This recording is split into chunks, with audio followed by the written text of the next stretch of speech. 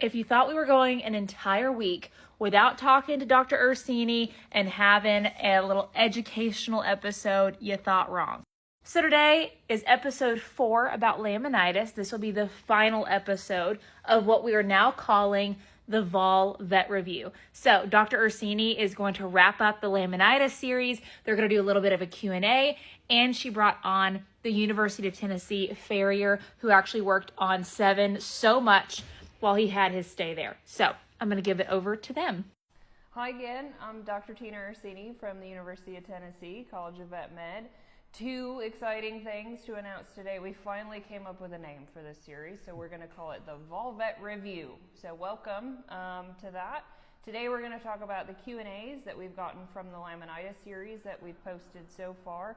We've got our farrier Jeremy Davis here to help us with answering those questions. And without further ado, we're just going to get right into it. So Jeremy, are any hooved animals, can they all get laminitis? Like a deer or a cow or a donkey?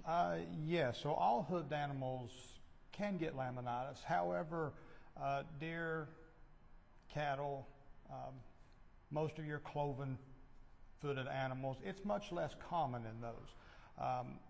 It's very common in horses. Most all donkeys, especially donkeys in the southeast where we've got a lot of grass to eat, most of them have had it or probably will get it, unfortunately.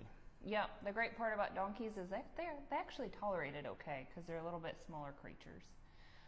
So another question that's come up multiple times is, what does it look like to feed an EMS horse or equine metabolic syndrome horse? Again, basic principles is we have to decrease the sugar as much as possible. That usually means not a single blade of green grass, not a single blade, ever, ever, ever again. Now, we can talk about safe strategies for pasture turnout once we're way beyond the insult. But that's really what it needs to be. Is there is no turnout on pasture ever again if you want the safest, risk-free aspect of that. If you have a hay that's too high in sugar, after you've tested it, we can soak it in water to then bring that sugar content down. But that's a lifelong commitment. So again, at the very onset of disease, we got to talk about management going forward. As a caveat to that, so then in West Tennessee, there was a question of are there certain grasses that have more or less sugar? So we don't have a certain type or species of grass that seems to be always low in sugar, and that's why it's really important to test your forage for sugar content so you know exactly where it is. The cutting, the environment that the grass grew in, all of that feeds into how much sugar is in this actual hay, and so it's really, really important to have it tested. And what about if the horse is living out in pasture?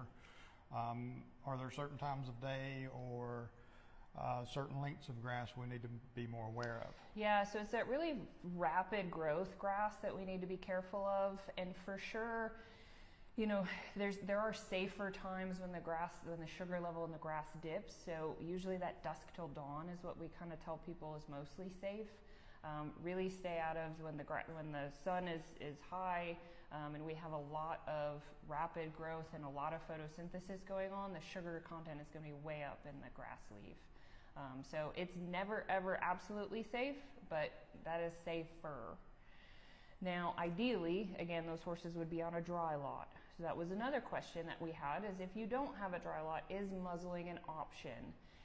And unfortunately, this was a very fun study people did in ponies, and unless you restrict their time on pasture to 3 hours or less, those little gluttons are just going to eat longer.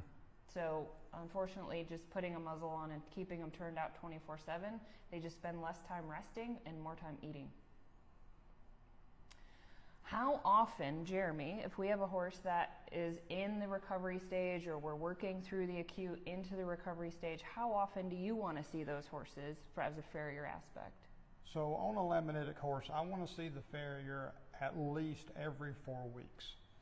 So what I tell people is dealing with a laminitic horse is kind of like steering a large ship or a cruise ship. It's easier to make small corrections routinely than it is to let it get way off course and try to fix it. So in that 3 to 4 week range is ideal for a laminitic horse. Once we get past the initial insult, we might talk about stretching out to 5 or 6, but on laminitic episodes, never beyond 6. Thanks for listening today, guys. We are going to start another series going forward. It'll be similar parts like we did the laminitis. And I think we decided we're going to stay in the farrier realm, stay in the foot, and we'll talk about navicular disease. So we'll see you next week. So I hope you enjoyed that. It has now been an entire month of Baby 7 being home. And we have so enjoyed the knowledge that is still coming to us from Dr. Ursini and those at the University of Tennessee. And I cannot wait to hear the series coming about navicular disease. And we would love to still hear what you would like to hear about and learn about with us in further videos. So